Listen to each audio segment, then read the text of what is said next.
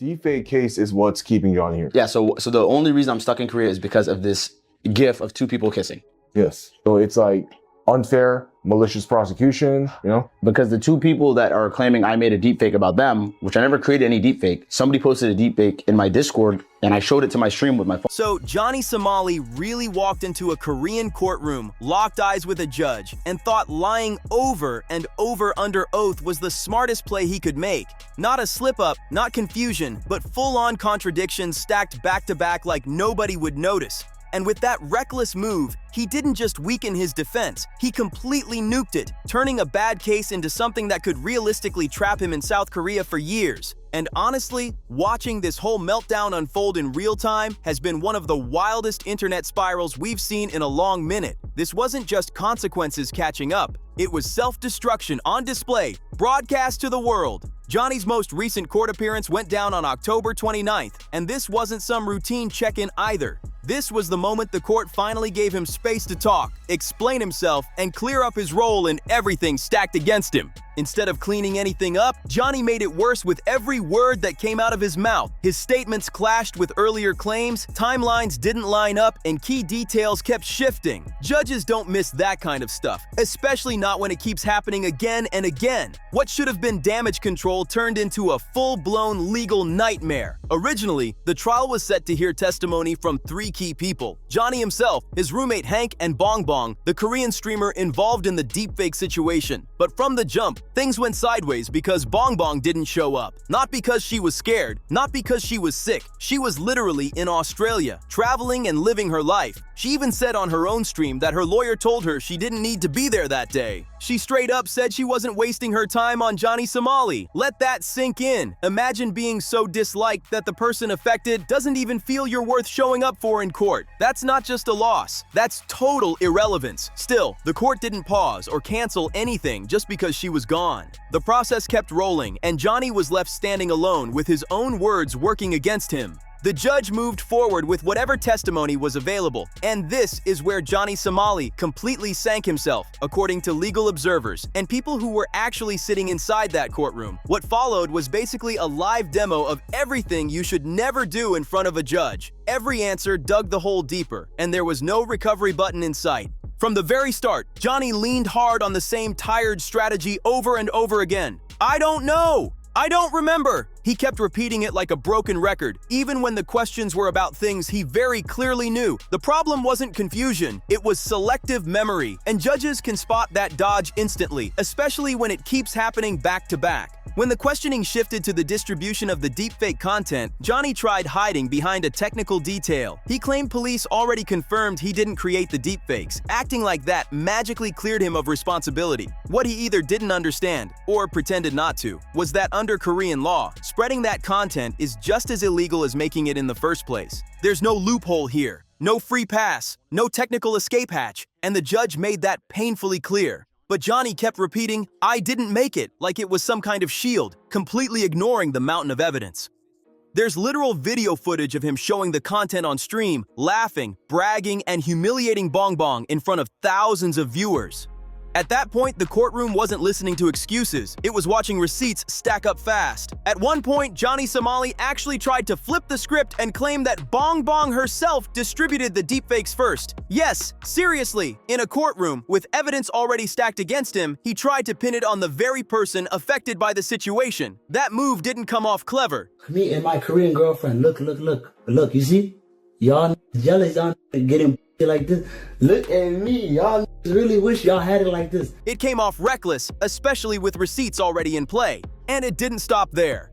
Johnny then claimed Bong Bong leaked his address, but seconds later completely tripped over his own words. He followed that up by saying he didn't even know his own address, which made it impossible for him to confirm whether anything was leaked at all. He contradicted himself in the same stretch of testimony, back to back with no pause in between. This wasn't subtle. This wasn't confusion. This was a judge watching a defendant twist himself into knots trying to dodge responsibility in real time. Every answer seemed to cancel out the one before it, and that kind of inconsistency doesn't slide in a serious courtroom setting. Then came the baton incident, the alleged confrontation involving Johnny, Bong Bong's associate, and Johnny's own roommate, Hank. Johnny described it as the scariest day of his life. calling it traumatic and fear-inducing. But when the judge asked for basic details, his memory suddenly vanished. He couldn't remember who brought the baton. He couldn't remember how it showed up. He couldn't remember key moments of the confrontation at all. And that selective memory looked especially suspicious because video evidence reportedly shows Hank, Johnny's own roommate, right there during the incident, raising even more questions Johnny couldn't answer. Video evidence points to Hank, Johnny's own roommate, as the person who brought the baton to the scene. So at this point, there are only two options. Either Johnny Somali was lying to shield his friend, or his memory conveniently shuts down the moment the truth damages his case.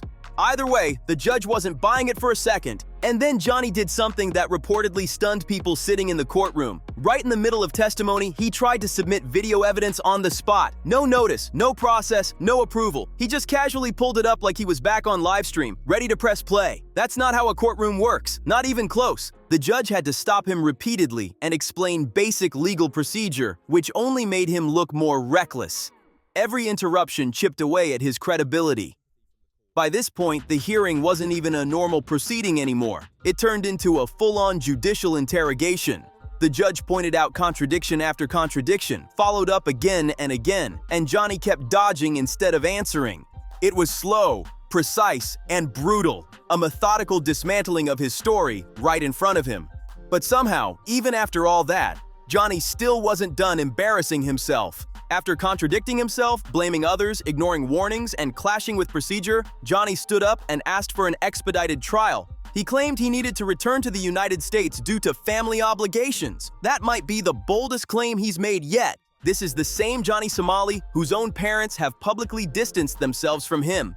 His father has openly told him to stop traveling abroad and causing problems. Johnny himself has admitted on stream that his family is furious and wants nothing to do with his behavior. That request didn't sound urgent, it sounded desperate. So when Johnny Somali stood there, claiming he urgently needed to rush back home for family reasons, the manipulation was painfully obvious. The judge shut that down immediately, no hesitation at all. She calmly explained that foreign defendants in South Korea often wait years for their cases to finish, sometimes 2 years or more. Johnny wasn't special, and he wasn't getting fast-tracked just because he wanted out. That single denial said everything. The court made it clear it didn't care about his excuses, his online persona, or any sense of American entitlement. Even worse, his legal representation came off completely ineffective. Johnny's attorney spent nearly 30 minutes arguing about a charge Johnny had already pleaded guilty to, trying to claim the disruption at an amusement ride shouldn't count because it lasted 10 to 15 minutes instead of 30. That argument went nowhere fast. Under Korean law, obstruction of business doesn't require a minimum time limit. Ask you if there's any way we could do expedited trial because I've already been here for over 1 year in travel ban.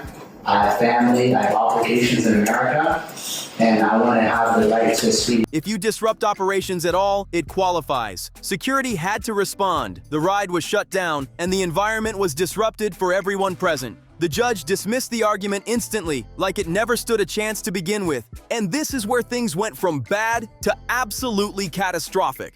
The court scheduled the next hearing for February 11th, 2026. That's more than 3 months away, and that still isn't the final trial date. That hearing exists mainly in hopes that Bong Bong will attend. But she's already shown she's willing to skip court to travel. If she doesn't show again, the case doesn't move forward. It gets delayed again and again and again. Every delay keeps Johnny stuck in limbo, with no clear exit and no control over how long this drags on. At this point, Johnny Somali has already been stuck in Korea for over a year, and that clock is still ticking. Add 3 more months, add potential delays, add closing arguments, and then sentencing. Legal experts are already saying this case could easily drag into summer 2026, or even longer. That means Johnny could realistically be stuck overseas for 2 full years or more, without any clear end in sight. And that's before even factoring in possible prison time. Even Hank, the so-called tough guy roommate, cracked under pressure.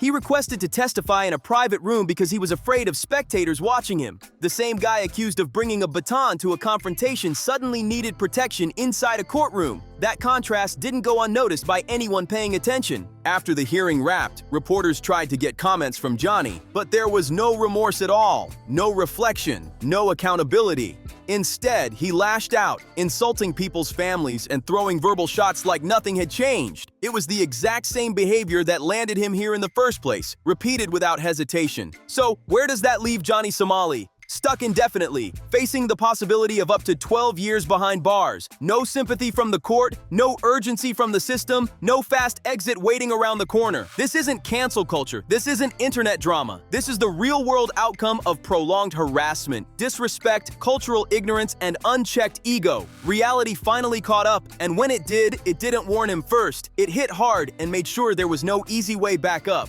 Sometimes karma isn't poetic or dramatic. It's procedural, slow, and absolutely brutal. And watching someone who built their entire online identity on chaos, disrespect, and provocation finally collide with real-world consequences hits different. This isn't entertainment anymore. It's accountability catching up step by step with no shortcuts and no escape routes. So let's really talk about it. Do you think Johnny Somali deserves to be stuck in Korea for years, facing the fallout of his own actions? Or do you think this was the moment he crossed a line he can never come back from? Was this inevitable, or did he push things way too far this time? Drop your thoughts in the comments. I want to hear what you think. If you found this breakdown helpful, make sure to like, subscribe, and share this video so more people see the full picture. Stay locked in because there's more coming, and I'll see you in the next one.